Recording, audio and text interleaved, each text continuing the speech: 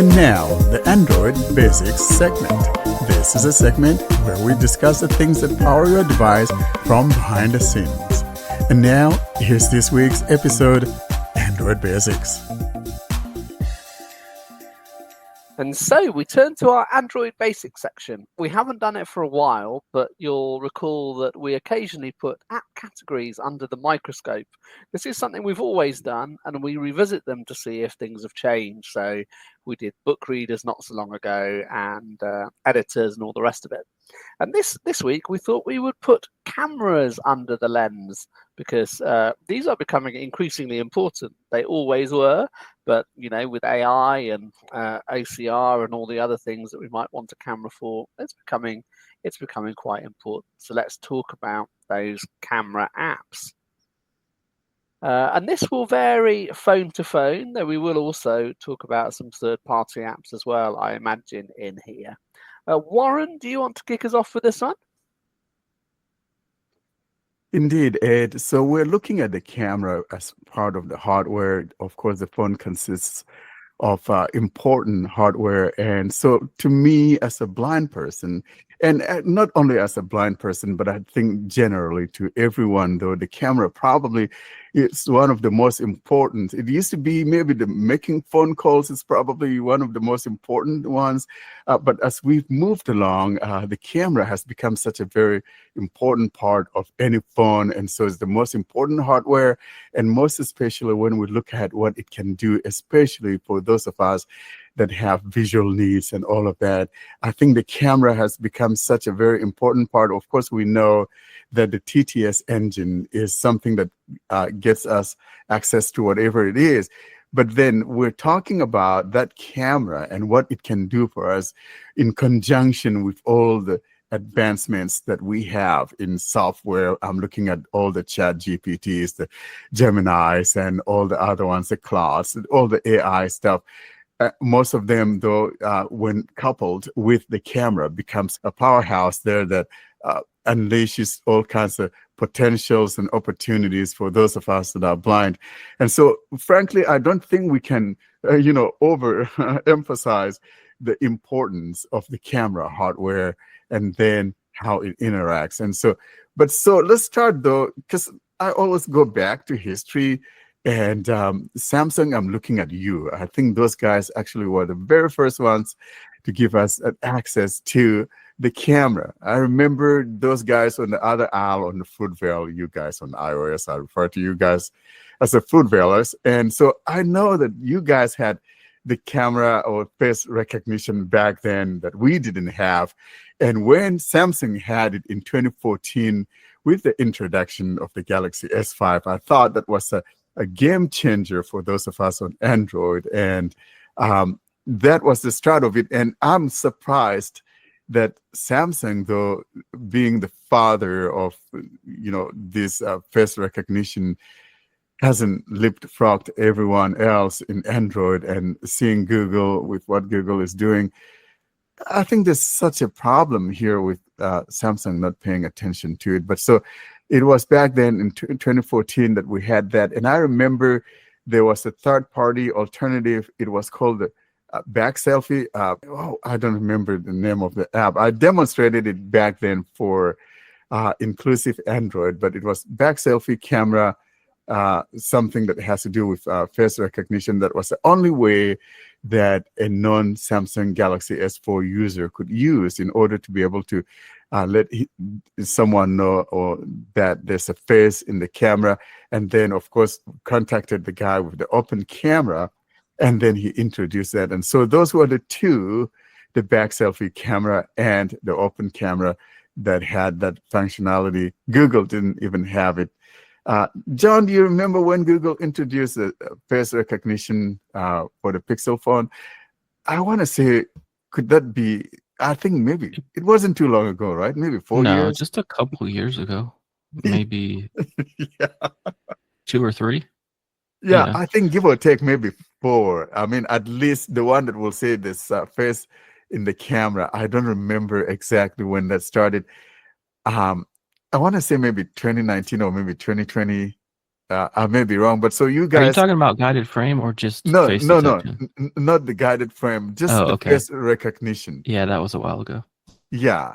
But prior to that, we didn't have that. The only way that we had that on Android was with the Samsung phone, starting back with the S5 in 2014. And then we have camera apps like that back camera selfie and the open camera. Those were the ones that have that. And now, so let's talk about what that entails to us as blind people. We know there's all sorts of stuff that we can do with the camera.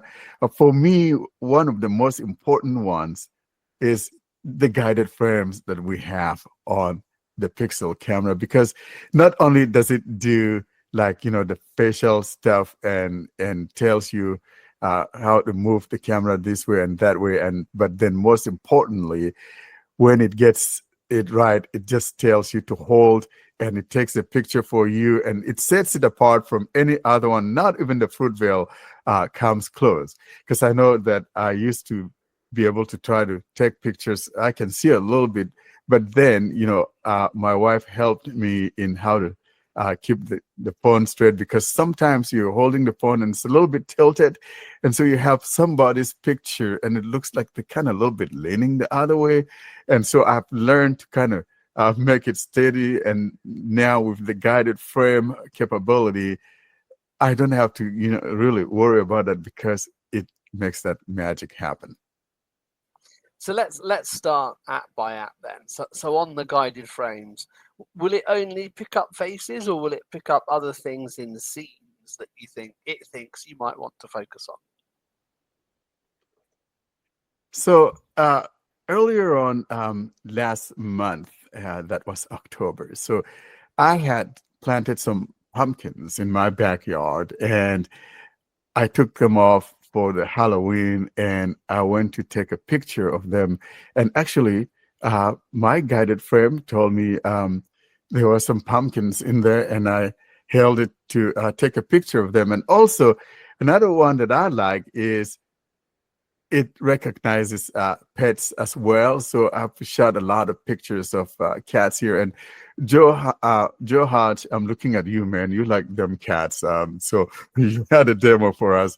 And so a shout out to Joe there for doing the cat thing out here and taking pictures of cat. But I like the fact that we could have that pet recognition, and also there's some documents recognition in there. For example, if you pointed at a document, it seems to recognize that. So I think it's becoming more and more usable for different things, just outside of taking pictures of humans, but it recognizes other things.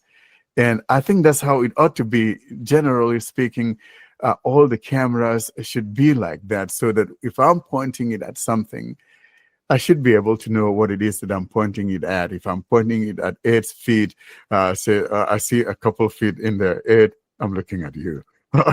Yeah, and it'll even describe multiple things at once. Like, for example, my son was sitting in a chair next to the cat, and it said detected one person and one animal. Move right to keep both in frame, or something similar to that. So it will, if there's multiple things, it will tell you there's more than one thing. And will it decide what it thinks you want to focus on? So a face is ready. Will it do the hold steady if you had moved it right to get your son and the cat in frame, or would you have had to initiate the photo? Once you get it where it thinks you want it to be, it'll start the countdown. So like if it tells you, like in the example I just gave, if it says move right to get both centered in frame, once you've moved right to where it thinks it's centered, it'll start the countdown. You'll hear it, a little bell start counting down. You can do that, or you can take the picture. When it comes to animals and cats, you might not want to wait that 3 seconds to get the picture. So once you hear the sound letting you know that it's in the right place, you can press the volume key to take the picture yourself, or double tap if you have the camera button in focus, which you will have the camera button in focus because that's when guided frame works, is when TalkBack has the camera button, the shutter button, I should say, in focus. So yeah, you can manually take it, or you can just wait for the countdown. And in terms of my appendages as well, just for clarity, like my feet might not be in focus, but if it's a face thing, my hands may well be in focus, pulling on those cheeks. So it may well say face, Ed's hands. Pulling Ed, are cheeks. you afraid of your shoes, or what are you hiding? Well, not really, but like presumably people don't want my feet on their cheeks, I imagine. So I tend to go for their hands. I just think You that's have the slightly strange more thing socially about pulling acceptable. cheeks. Yeah. You're pulling cheeks. So maybe someone should be pulling your legs. Well, if you want me to put my feet on your cheeks instead of my hands, then we can, Oh, we can brother. rock and roll that. But that, admittedly, although pulling cheeks is strange, that feels a whole different level of strangeness to put my feet on your cheeks. But if that's where you want to go, we can try that. Yeah, but John, yeah. you talked about that cat thing because I got a couple cats. We got a couple. My daughter has a couple cats, and for some reason they like to lay down on our bed, and so I take pictures of them, and it'll say 2 pets in the frame, and it actually even tells me what type of cats there are. So it's really very interesting. And thing in there. we should point out there's also Google introduced the scene description feature this year, where if you swipe down with 2 fingers, it'll describe the scene to you. So if you want more details, then just let it guess what types of things I want to focus on and direct me. Like you can get a more detailed description of everything within the frame before you take the photo if you want to. And how would that compare to something like using Lookout, say? Would it be similar or? I think it's about similar. Yeah. I don't think you can't like ask follow-up questions or anything like that. You're kind of stuck with whatever it tells you, but it seems very similar. Yeah. Should we talk about some other camera apps? With Samsung, we decided was pretty limited. It will only tell you about faces, won't it? Pretty much. Yes, it just says whether a face is detected or not, and it tells you like what percentage of the frame it's taking up. But other than that, it's just a regular camera. I mean, it works. It's accessible, and the video camera works a lot better than on the Pixel. We should have mentioned this during the Pixel part.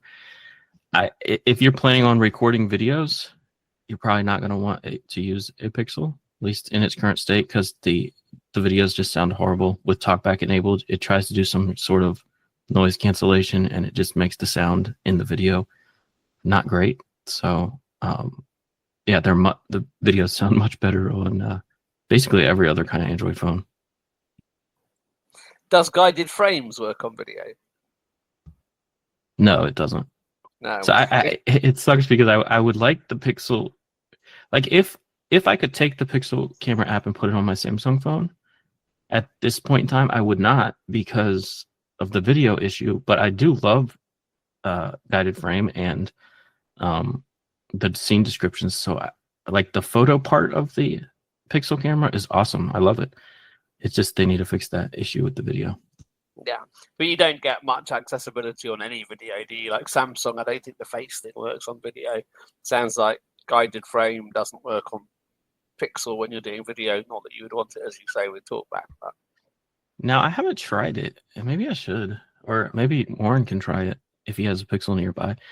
I'm assuming that if you're about to record a video, you could use the scene description feature, like swiping down to just have it describe everything before you start the recording. But I don't see why that wouldn't work. I mean, it wouldn't be much difference than just having it in photo. Even if it had to be in photo mode, get the description and then switch to video mode to start recording. Yeah. Now, John, talking about the guided frames and how it behaves with videos, unfortunately, that does not work with the guided frames on, most especially if you switch on to the video mode, for example. So it's not going to tell you. Neither would it work when you do a scene description if you're in the video mode. And I can probably see why they make it that way if indeed the screen reader gets picked up during the recording. I don't want to hear my screen reader coming on when I'm doing a video recording. And probably maybe this is why they were considering that in maybe eliminating TalkBack coming in during a video recording, and which winds up in just messing up the video because of the noise cancellation. I think we need a better experience if they could fix it to where I should be able to hear my screen. And most especially, if I'm going to do video, maybe I should be able to use it on, let's say I should have my headset in, or you guys that like earbuds, you should have that on and be able to hear my screen reader on there. But we've got to find a better way of using the screen reader during a video recording, because if we have the video, the sound of the video getting gobbled or not, or coming in as a monaural because I have my screen reader on and it's trying to filter that out, then we don't have a good thing. And on the other hand, if it comes on good with a stereo sound and yet my screen reader can be picked up, that also is not good. So I think we need to find a better solution to it, because neither one works good. Yeah, it needs, because it's not actually TalkBack that's causing the problem. Like if you open the video, I usually ask Gemini, start recording a video, and I have TalkBack turned off. It'll open the camera and start recording video for you. Even if you turn on TalkBack during the recording, it'll still be recording in high quality without trying to cancel any noise. And of course, you'll hear TalkBack if TalkBack's talking, but that's how it's always been. So it's like the camera app itself is looking to see if TalkBack is running, and if it is, it's going to record sound in this awful way to try to cancel out the screen reader. It's like, just let me, as the user, mute the screen reader if I don't want the screen reader talking during my, recording. Exactly. Yeah. And so that's why I'm thinking it needs to be better implemented. You detect that I have it, but then maybe kind of give me a hint. Of course, I know that my screen reader is going to come in there. And so before I start the video recording, like you said, John, for example, if I'm already on the button, my screen reader is focused on the button, and I could just use a gesture to, mute my screen reader and just tap to start the recording. Of course, you always hear that little chime or little whatever when the video starts recording. So, yeah, I think in the effort of trying to help us, it kind of winds up hurting us in certain ways, if I could say it that way. But that's exactly what it does. They think that they're helping us, but it's not helping us. It's not the duty. Okay, Karine, sorry. It's not the job of the camera to decide what sounds should be filtered out and what sounds should be there. I mean, they shouldn't. The camera shouldn't decide this at all. So if my screen reader is going, like if the sound of my screen reader is heard, it's normal because it's a sound and it should capture it as any other sound. I should find a solution, better solution, like a workaround, maybe using a headset, whatever. They could give me maybe an option to silence my screen reader, but nothing more than that. Other than that, it's interference and something that the camera shouldn't intervene in. Yeah, I agree. That was actually going to be my question. If you record video with TalkBack and you don't suspend TalkBack, but you turn the speech off, does it still compress it? Yes, it will. So even if you turn TalkBack completely off during the recording, it's already, like, the camera has already decided to cancel out sound. So it will just be like that for the entirety of the recording. I think even if you open the camera app, go to the video recording mode, turn TalkBack off, and then start a recording, I think it's still going to record canceling out sound, because as soon as you went into that camera mode, it looked to see. I mean, I don't know what's going on, but this is what it seems like to me, because I've tested it a lot. It's like it looks to see if TalkBack's on when you first open that video recording portion of the app, and even if you turn off TalkBack before you start the recording, this recording is still going to sound bad. And for completeness, Warren certainly won't know the answer to this. And to be fair, I don't know if you would either, John. Would it also try and do that with G-Show on a Pixel? My guess is that if you had used the spoofing feature for Jishuo, maybe. Yeah, well, but that's just a guess. Yeah, John, you do have the Joshua screen reader, right? The confused screen reader. You could try that and see what happens. But I think probably it may and may not, but I want to lean on the fact that it may do the same thing, because so it's looking at that, what accessibility service is running when one launches that camera. So if one launches the camera app with the Confused Screen Reader running, because it's an accessibility service, I'm kind of leaning on that side, thinking that it may do the same thing, and yet in the same breath, it may not. So I think the only way to find out is to try it and see what happens. I think, Warren, you've nailed that with absolutely insightful punditry there. It either may or may not. It's like asking for directions. It's like, well, do you know where this space is? Well, it's either left or right. I'm like, yeah, I got that. We're at a dead end. Yeah, I got that far too. So yeah. Well yeah, done, but everybody. Ed, you do have a Pixel and you do have the Confused Screen Reader, right? You could try it. But I don't have the Pixel 10. Does it do it on all Pixels? I thought it was just the latest yeah, it one. does it on all Oh, yeah. Pixels. It It's doesn't been have a problem for at least a Forever? year now. Yeah, and even Pixel 6 will So is do it software? Okay, so I'll put it'll have to be the non-premium version, but I can put G-Shock on Yeah. Pixel 7 and see what it does. Exactly. I want to know Yeah. what it is. I'm curious. Yeah, and try it this with is both the spoofing and the Joshua main service. See if there's any difference. Well, presumably spoofing is more likely. Yeah, spoofing's more likely to make it happen, isn't it? Yeah, I think so. If main service I think so. does it. Yeah, I would have thought so. Yeah. Yeah, okay. Spoofing's a premium feature, isn't it? Or not? Is it No, but you standard? can't use the Joshua Lite. You have to use a Joshua Plus for that. Plus, yeah, I think that's the file I've got anyway. So, okay, stick it on a Pixel 7, see what it does. So the other allied feature to camera apps, I think, in a way, is QR code scanning. And, there are dedicated apps for that, but it's kind of handy if the camera app will do it. I think the Samsung camera app does do QR code scanning, doesn't it? Yeah, it does. You just Yeah, it's able to do that. Yeah, I'm doing it a lot. Yeah. And does the Pixel camera app do that as well? Yeah, it does. Yeah. So you could just either launch the camera, or you could just launch the QR code reader from the quick panel, just like you would with the Samsung one. They all now do the same thing. Yeah. So you don't really need those annoying QR code ad-ridden scanners that you used to have, which I think is a good thing. Just rely on your phone.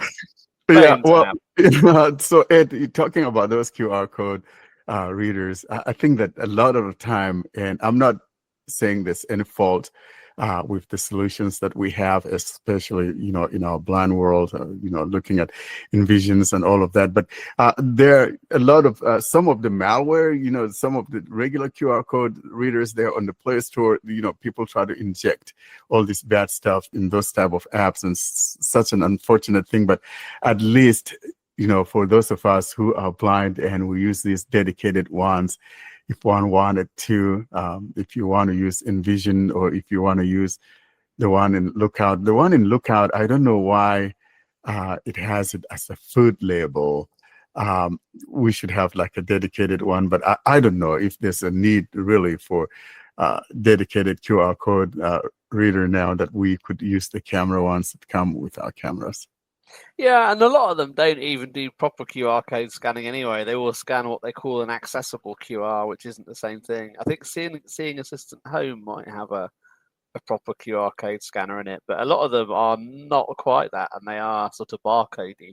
But yeah, like you say, the camera app QR code scanner is probably going to be the way to go. Yeah, so talking about that, this week, so my wife and I, for some reason, she wasn't getting into the Disney for some reason. She could get into Hulu, and it kept saying the password is incorrect when she tries to sign into the Disney app, on the TV. And so it kind of I'm like, okay, let's try this. So I tried to sign in with my account, and I was getting the same thing, but then it sent me a code, and then it displays a QR code on the TV. And it's so nice.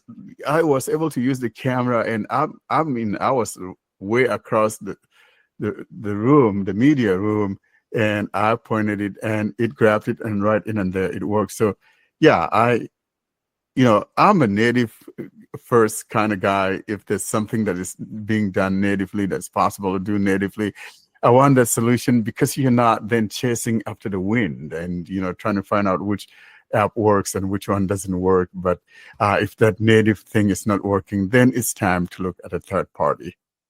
Yeah, and with the native solution, it's faster too, because most Android phones just have a double press.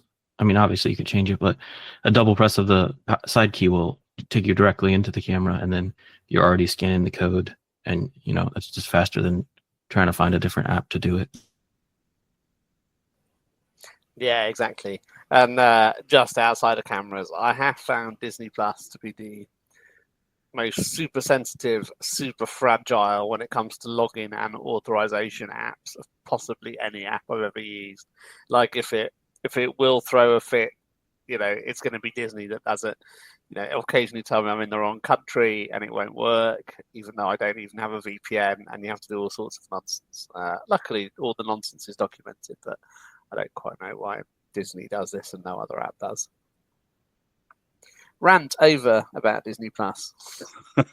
Yeah, well, the rant is welcome, Ed, because it was doing the same thing, and I got tired of it. I'm like, you know what, F that. I'm gonna excuse my Espanol, guys, but I had to say, well, you know what, I'm gonna just forget about all that password. So I had to change the password, and that's how we got into it. But the funny thing is that because it comes bundled with Hulu Hulu was working, but not Disney. How do you how do you clarify that? So I'm using the same password that I was using with Disney prior, and so Hulu takes it, and yet Disney wasn't taking it. It just didn't make sense at all. You think that's confusing? I have Disney Plus, Hulu, and HBO Max all bundled.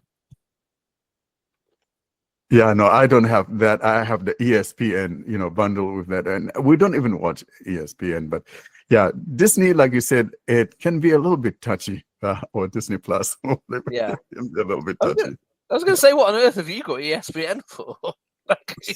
I know. Well, it came with it, so it just grandfathered into it because at least it's just ESPN Plus. I doubt he has unlimited because that's like $40 a month. Yeah. Yeah. So I know it's the ad supported one or something. Yeah. But it got grandfathered into the same way that Hulu got grandfathered in, because when I got it, I got all three together. Yeah, I can see why I might have ESPN, or why John might have ESPN, or Salih might have ESPN. But no, I'm surprised that you have it. But yeah, that's quite funny. I just have one quick advice. It's to try to familiarize yourself with the camera basics, the alignment, orientation, everything related to cameras, at least the basics.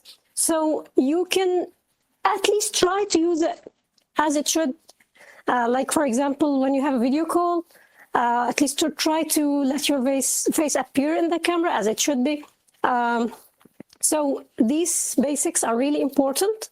So give yourself some time, maybe ask a sighted person to help you in at least learning some of the essential stuff related to camera. I agree with that. And one tip for free, which everyone might know, but it possibly isn't obvious. My suspicion is that most blind people use their phone in portrait mode. Almost everybody takes a picture with their camera in landscape mode, not in portrait.